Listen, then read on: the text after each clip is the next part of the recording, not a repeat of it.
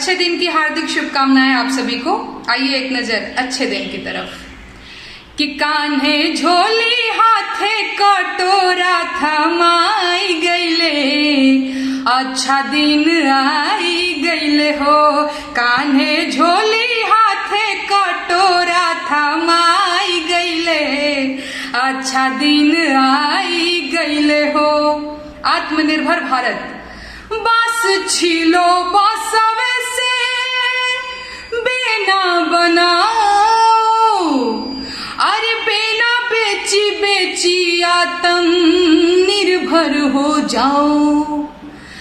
कि डेवलपमेंट के आस पे बांस ढुकाई गईले, अच्छा दिन आई गईले हो। कान्हे झोली हाथे कटोरा थमाई गईले, अच्छा दिन आई गईले हो। खाए कोई माहुर कोई फांसी लगावे, अरे और केहू खांसत खांसत मरी जावे। कि भाया सब कर करे जावा जुड़ाई गईले, अच्छा दिन आई गईले हो।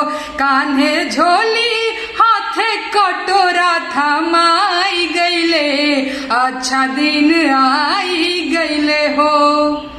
समझे न पवनी तोहर मन के इरादा, अरे भाषण के कुइया में भसा गईनी दादा। कि साहेब बन के बाहर रुपिया देखाई गईले, अच्छा दिन आई गईले हो।